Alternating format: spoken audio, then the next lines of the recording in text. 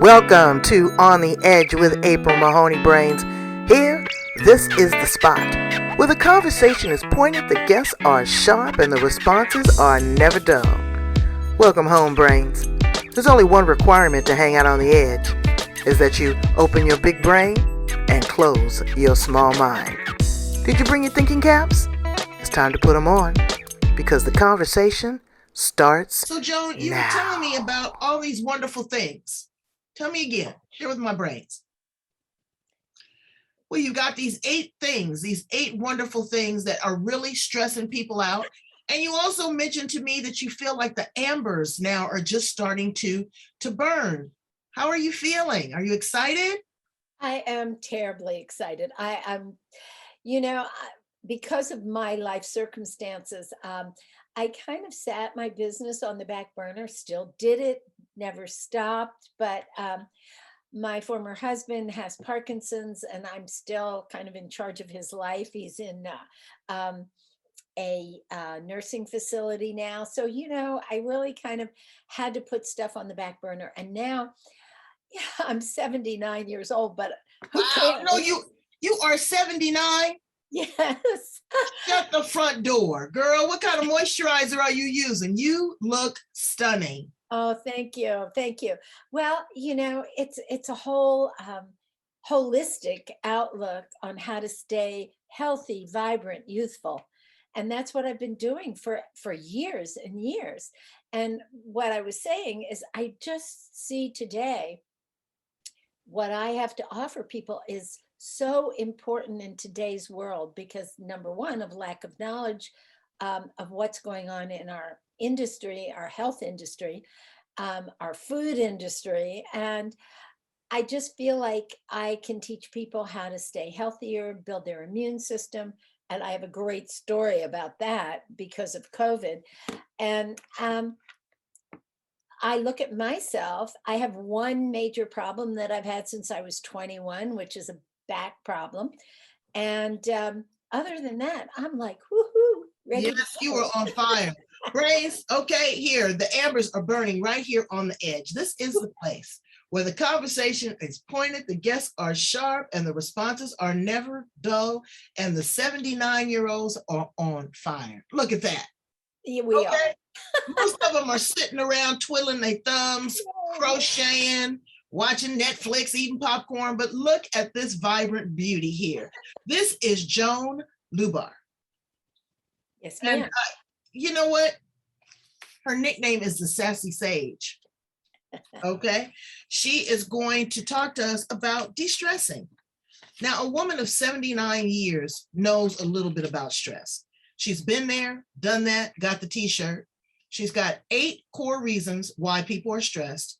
And she also has some information on how we can, combat that. She's also an author. We're going to talk about her book. I'm so excited to have her here. And just to be a part of her life is a blessing to me. So let's welcome her on the edge, Joan Lubar. Well, good morning or good afternoon, depending on where you are. April, thank you so much for connecting with me. I am so delighted to be on your show. I've listened to a couple of your podcasts and just talking to you personally, so enjoyed the conversation. We really have had a good time. Yeah. Well, we're going to share some of that conversation with the rest of our brains around the globe because, again, people are sitting there on their loins and they don't have to be of a particular age. You got 20-year-olds, they're just as lazy. They have no chutzpah. They have no desire. They're stressed out, and they're using COVID as an excuse. I mean, I look at the workforce now. People are not even wanting to go back to work. What has happened, Joan? I think there's a lot of reasons in terms of COVID. I think people are scared and then they got complacent.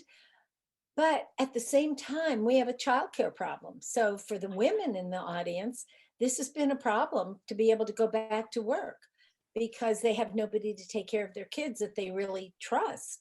So that has been a major problem. Um, they had some help from all the different federal programs, and now most of those are ending. And it's really time, but we still have a pandemic going on. It may not, seems to be going down finally. I mean, it's gone down, up, now it's starting to go down.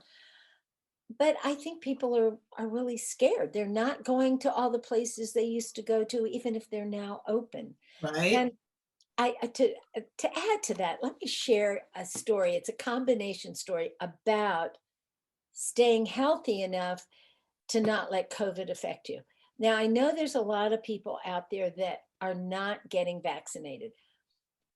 I have to say, for a while, I was thinking, I'm not really sure. I believe in this, blah, blah, blah.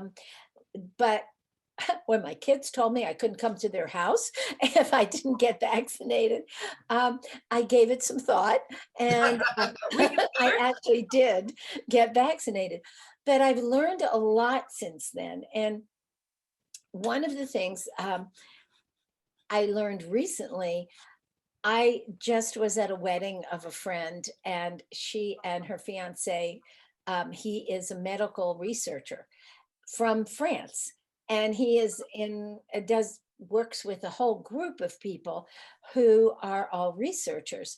And at their wedding, I was sitting at the table with all these scientists, and they actually made me feel a lot better when they explained mRNA and how it actually just helps get things started to protect people, and then it just disintegrates, disappears.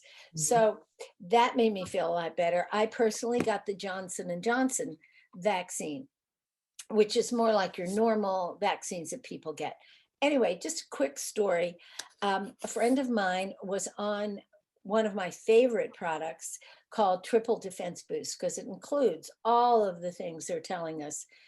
Anyway, so she's been on this drink. It's like a powder you put in water, and she'd been using it and setting herself up to go to a conference in Dallas. When she got back from the conference, and she took it all the way through the conference, her roommate called her and said she had tested positive with COVID. Panic, right? She went out, got her test, and was just fine. Well, last week, same thing happened to me. My neighbor was here on Saturday evening, called me on Wednesday morning and said, oh, I just got tested positive for COVID.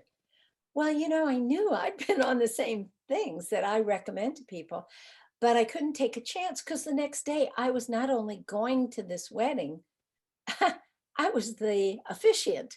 I was going to actually marry them. So it was like, oh my goodness. And I had to do plan B, talk about stress, and also find a place that I could get in to get tested. I was so thankful the next day when I checked online, I was totally negative and I could go to the wedding. But what it said to me is that if you take care of your immune system, you can avoid a lot of stress, a lot of problems, even with things like COVID.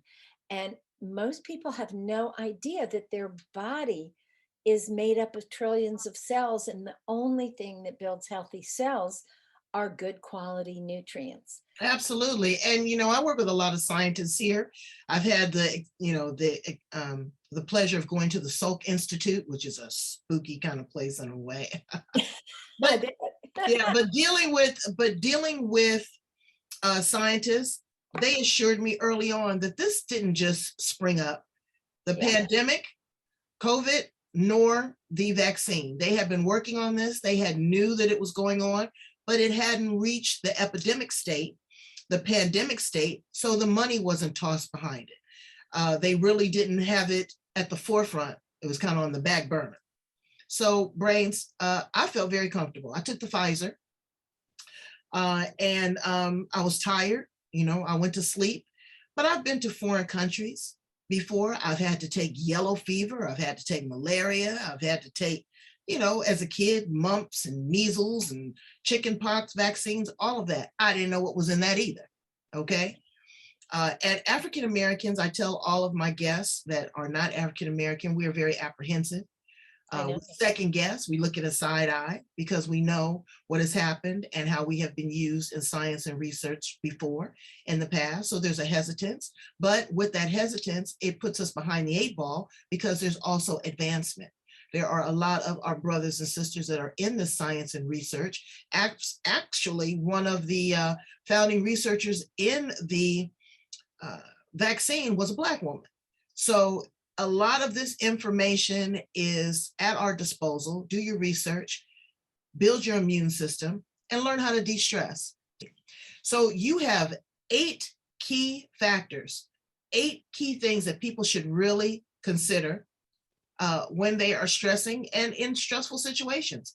Explain that to us. Well, actually, I'm going to start with the top 8 things that cause stress.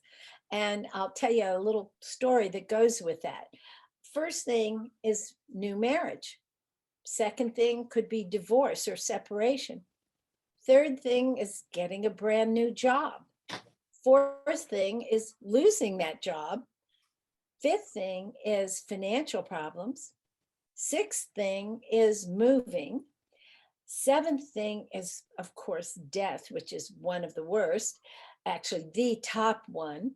And the last thing is chronic illness or injury.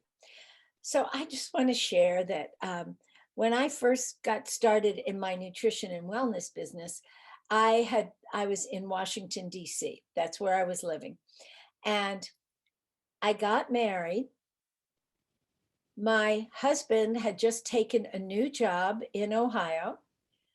We moved. He lost the job. And within 2 years, he ended up with a chronic illness. Now, that's 1, 2, 3, 4. And then the fifth thing was within 2 years of a major trauma or stress, many people end up with a major disease. I just have to tell you, we want to be more aware because every emotional action causes a physical reaction. So when I think about that, I mean, most people don't want to say, oh, well, I got cancer because, but think about this on the simplest of levels. If you're embarrassed, you often blush. That's a physical reaction to an emotion. That's the minimal thing. So what about something like cancer? Well, I did a nutrition presentation at a cancer support group. And I was talking about within 2 years, very often of a major trauma, you can end up with a disease, especially if you're not taking care of yourself, rebuilding and replacing all the nutrients that you need when you're under stress. 2 women, they were in their 80s, both went, just like that. And both of their husbands had died within 2 years of when they got cancer. Really? Wow. Stress is in 100% of every disease, stress has a part. Well, yeah, I mean, because it creates inflammation, it creates bad eating habits, sleeping habits, and that's just the beginning of it. And then you never know what was the underlying conditions before. Is there something genetic, hereditary, your environment, all of those things, how you're eating, it's in our food and our water. I tell people all the time, there's not a whole lot that we can do, but everybody is going to get something. And then the health care community has the nerve to want to exclude people for a pre-existing condition. Once you come out the womb, you got a condition. That's just the way that it is. Once you take that first piece of candy, you're starting a condition. Exactly. And so, I understand all of that. And so you said that, moving and your husband, fell ill, but also the separation and that grief. People really get stuck in the grief mode. And I get it. I just lost my mother about 6 months ago. And I'm bent, but I'm not broken because I understand that the body gets tired. You have to reset. You have to reevaluate. But while you're here, you need to live the best life that you can. So tell me about some of the other things that you're doing with regards to your book. What's inside the pages of that amazing book? Well, this is my book. Let's see it. Can you see it? Yeah, pull it over a little bit to the other side. And lift it up a little bit so we can see the whole cover. There you go. Oh, look at that. A rebellious look at life, health, and spiritual wisdom from the Sassy Sage. Rock and roll. I can't see the bottom. Oh, rock and roll at any age. Rock and roll at any age. I love it. That's actually the name of the book. I wrote this book because people, I mean, I've been doing what I've been doing, and I got in because of my health when I was 40. And I've been learning about nutrition, wellness, all the things that are part of staying optimally healthy or moving toward it. That's kind of our goal. Mhm. And so many people said, well, gosh, what are you doing? Because you have so much vibrancy. And believe me, when I started, I was like falling asleep at work, gaining weight, not a happy camper. I just could, and I'd had some surgery and I could not get my act together. And part of that was because I had an underlying thyroid condition that I knew I had. I'd had since diagnosed when I was 15. And after 20, they kept testing me the wrong way and saying, oh, it's just low normal. Well, it wasn't low normal. And it's probably also why I needed the surgery. So once I got started, my neighbor, actually the woman I drove to work with, introduced me to her neighbor because she knew a lot about nutrition. And I was on my way to the health food store with Zippo knowledge. Mm-hmm. And so I went and visited her after work and was just amazed at some of the things that she said. And then she introduced me to the product I've been using ever since. What's that product? What is that? It's the Shackley Corporation, their nutritional products. Yeah, they've been around for eons. 65 years this year. It's amazing. And I didn't know anything about them, had never heard of them, but I liked what she said. They had a lot of science behind it, and the whole concept of the company was wellness. To, you know, it's kind of going from sick care to well care. What do you do to stay healthy? And it includes things like your nutrition and the extra supplements that you might need. And given today's problems with our foods, I mean, it's really awful to think of all the stuff that's in our foods. Plus, I mean, we're talking herbicides, pesticides, fungicides. And at the same time, the nutrient value of our foods has gone down quite a bit over the years. Right. So the idea of supplementing made sense. So then she said the magic words, and she said, if you try it and it doesn't work for you, you get your money back. Hey, I'm willing to try it for a month. Mm-hmm. Well, within 2 weeks, I wasn't falling asleep at work. And all of a sudden, my metabolism changed and I started losing weight. And I was like, whoa, this is amazing. And that really got me started more. I had been interested in nutrition maybe 20 years before that, because I was 40 now. And with my first child, he was what they now call ADHD. There was nothing, there was next to nothing in the literature, in the library, anywhere about how to deal with a child like this. And so I tried, but I couldn't find anything, and I didn't have cooperation from my then husband. And so it was really hard to do anything. So now I actually had something I could learn about, and I got so excited. I have a corporate background. I'm a former CPA. I had a good corporate job, but I really didn't like it. Right, right, because that wasn't really innately who you were, and it was draining you, and it was probably sucking the life out of you as well. So, and dealing with a child that has some challenges, that can be, a whole bag of nuts within itself. So, what I wanted to talk to you about is really living the single life as a mature woman. I'll get right to the nitty gritty. What do you think about seniors and sex? That is a part of your life. Sex is one of the most beautiful things that a person can have if it's right.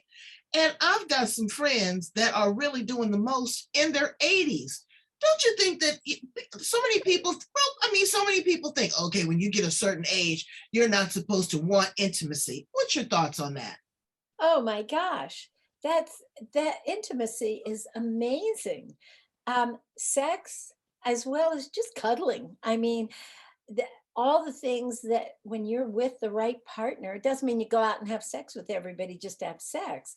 Sex is a part of a close, intimate relationship. And it doesn't stop at any certain age. It can go on into your, I mean, gosh, this sounds terrible, but apparently the highest STD rates are in homes, like Oh yeah. living, and it just cracks me up. But to Well, think about I have a couple friends that just got married. They met one another in the home during COVID.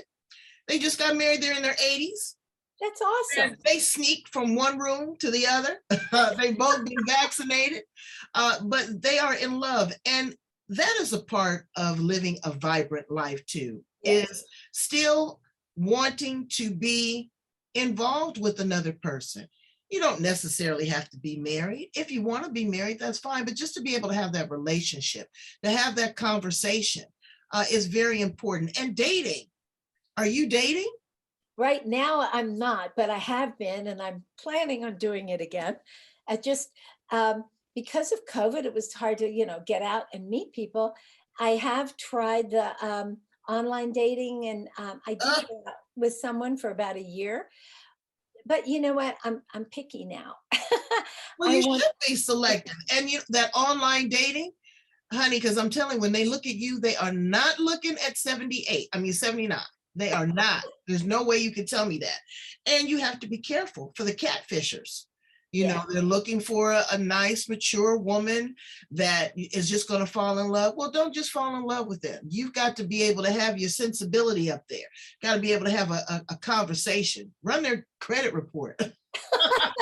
A little background check never hurt. Never hurt anybody. But see, for me, it's the hard part is if I go on online dating and I'm honest about how old I am, that kind of eliminates a whole bunch of people. And I don't want somebody my age. I want somebody younger because they can keep up with me. Absolutely. But So, you want the right person. absolutely. You want the right person, the right conversation. So what are some of the other fun activities that you do to keep yourself vibrant and de-stressed?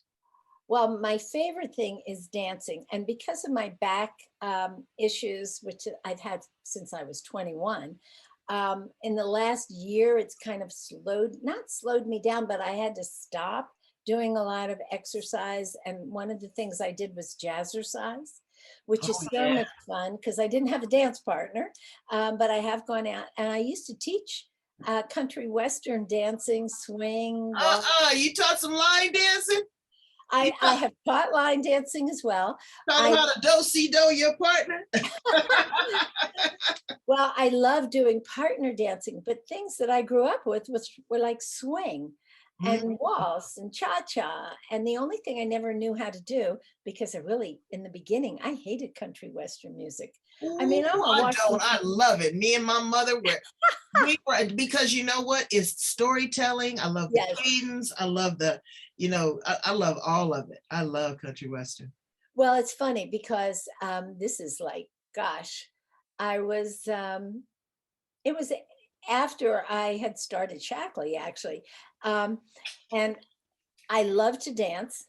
I was single at the time. And my neighbor kept trying to get me to go country western dancing. And that was my least favorite music except for heavy metal. And just the idea of twangy music I didn't like it. But finally she convinced me and I went out there and I saw they were doing swing, they were doing waltz, they were doing cha-cha, they were doing line dancing, which I'd never really done. And it was so much fun. And the music was more rock and roll. I mean, there was a lot of crossover and I grew up with rock and roll. That's the name of my book, Rock and Roll, because I grew up with that. Absolutely. And about 8 months into starting that, I met my husband. So that was pretty cool. That was cool. So you're rocking and rolling also in the spiritual realm. Tell us a little bit about your work, the spiritual work that you do. Well, part of my book is the three main things that I think, and there are many other things that I also talk about, but the three main things are your movement, your nutrition, and your attitude. And I include in the attitude your spiritual, who you are spiritually. And I've been working with a spiritual teacher for 30 some years, about almost 35 years. And what I learned that between those three, it changed my whole life. And what I learned in the spiritual realm is we are so much more than just this physical body. And we need to know that because, for example, if you have a problem and you're going, well, I only have this choice and this choice. No, no.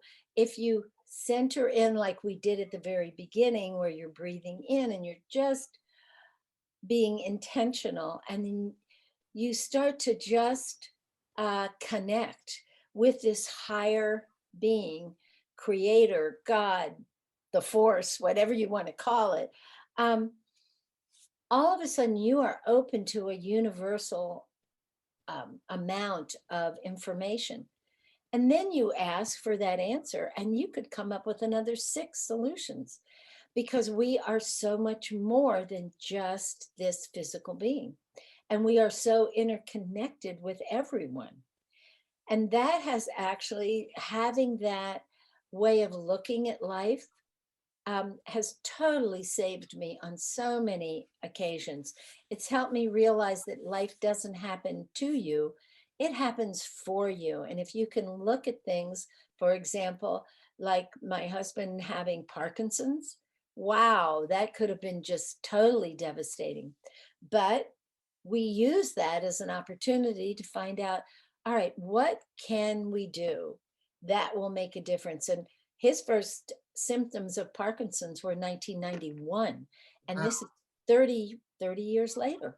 And now in the last, say, year and a half to 2 years, he really has started to go downhill. But the difference between him combining attitude and nutrition and movement, and we were still dancing for not teaching like we used to when we before we moved to Oregon, but that spiritual part of you takes you on a whole different attitude to looking at life, and you become more master of your life than a victim. Absolutely. But you know what? You've done more than that. That spirituality has opened you up on so many levels. Talk to us about your work in racial justice. You know, it has been a hotbed up there, up in Oregon. Okay. I couldn't believe it. You know, that's close to Humboldt County. Folks, the hippies are up there. They smoking weed. I thought it was about love and peace. But there was a lot of There's disruption. that too. There's Yeah, but definitely there was a lot of disruption going on. Of course, after George Floyd, people started to really become aware that there is a real problem. And I think it's not that that as a white person, it's not that I didn't know there was a problem. And we needed more racial justice, because I've seen that. I mean, I grew up in Washington, D.C., so I saw a lot of things, including watching Congress, where I went to high school. Washington, D.C. didn't even have a mayor or a city council. Everything was run by Congress. And the group in Congress that ran it were all Southerners. And they were segregationists, and they weren't nice. And they would come to my high school, which was, I mean, we had 4 kids that were Black in the whole school. And they would give us everything. And then you knew that the other schools did not get what we got. And so that was one thing that really made me aware. And then in 12th grade, I went to North Carolina for a weekend to visit a friend. And I got off the plane and I had to go to the bathroom. And I walked into the airport to find the bathroom, and there was women's room, colored women's room. I was shocked. It just never occurred to me. Now we're talking in 1959. So the civil rights movement was just at the very, very infant stage. But I'm also Jewish, and I had seen prejudice against me.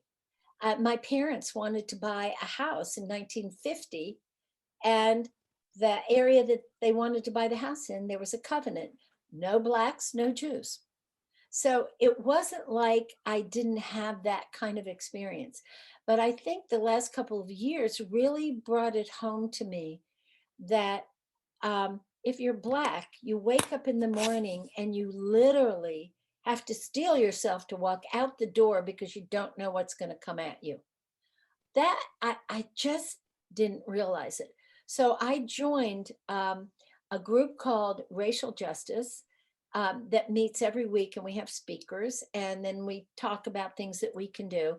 And then on the other, every 2 weeks, I'm also part of a group called IPAC, which is Interfaith Peace. Interfaith Peace Action Collaborative. And it's run by a pastor that I met at a Martin Luther King event, and he always comes to my synagogue's yearly event, so we'd gotten to be friends, and he had recommended that I come. So I've been a part of those two groups, and also and one of the groups works more with trying to change policing, and the other group is educational, but now they have some subcommittees.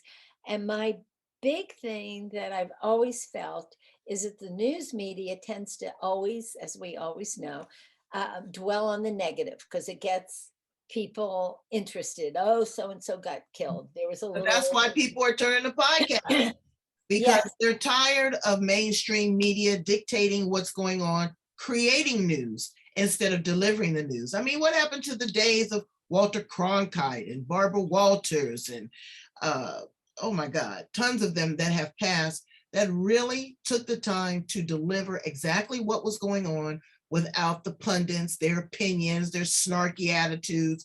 You know, I turn them off. I really turn them off. Well, now I'd been complaining, and I said, we need more media attention on the good things that we're doing here in these two groups, plus all the other things that are going on that are good. And so they just put me in charge of the subcommittee on media. Oh, wow. So well, now, let me know if you need any direction on that, because I can definitely help you. absolutely. Because good news, but you know what? Good news is like good medicine. It doesn't sell. Sick people don't make money. Happy people don't create news. So we have to really kind of do that shift in our mind to want the best things in life, to want to feel. You got to want it first, Brains. Absolutely. You got to want to feel good. Then you got to do the work. You've got to want to share what you have to receive the benefits. You got to know God to be blessed. You've got to look at people, and acknowledge who they are. If they're Jewish, if they're white, if they're Mexican, if they're Asian, God put them on this planet for a purpose. Could you imagine every flower in your garden looking exactly the same? Boring. Yes, absolutely. So diversity is key. Diversity is love. I mean, just think if you've never eaten Mexican food or Chinese food, or, you've never really understand different modalities from different cultural experiences. My Lord and Savior was a Jew. So don't even go there with me, Brains. Okay. So you just really have to slice and dice and cut out the best piece of pie for yourself. And the best slice that I have cut out today has been Joan. Please tell my Brains how to get in contact with you if they want more information on Shockley, they want more information on IPAC, or just to want to have a really good conversation with a beautiful, mature woman. How do they contact you? Okay. Well, I do consulting, I do nutrition. I'm a certified nutrition advisor, as well as working with the Shackley products. And I teach people how to detoxify their home and get rid of all the toxic chemicals that we're using, which are killing us also. And you get hold of me. Actually, the best way right now is Joan at Joan Lubar. That's LUB as in boy, AR.com, or tech site is Joan Lubar, LUBAR.com. And like I said, Joan at joanlubar.com is a good way to reach me. It's the best way to reach you. I wish I could reach out and touch you right now. You are such a slice of heaven. Yes, you are. And you have encouraged me. All my guests really encourage me to do the right thing. If I'm looking for, an opportunity to really look at my nutrition, I go through my refrigerator all the time and I always seem to find something I shouldn't, but I'm getting better at it. I'm getting better at it. And you are an inspiration because I hope I glow and look as beautiful as you are at my ripe, mature age. You got 20 years on me, but I'm working on it. I'm working on it. So thank you so much for being here with me and my brains here on the edge. Brains, I need you to go in and sign up for everything. Become a subscriber to our YouTube channel, to the Blog Talk Radio. That's where it's happening because people want it audibly. Okay. I am on LinkedIn. I'm on Twitter. I'm on Instagram. I'm here with Joan. And Joan, again, thank you so much. Brains, go out, get a copy of her book. All of her information is going to be at the end of this interview. Let's see that book one more time, Joan. Look at that. And she is rocking and rolling. You can do it at any age. Just don't get rolled over. Thank you, April. This has just been such a pleasure. I'm really enjoying getting to know you as well. All right. All right, Brains. Have a good day. We're watching you.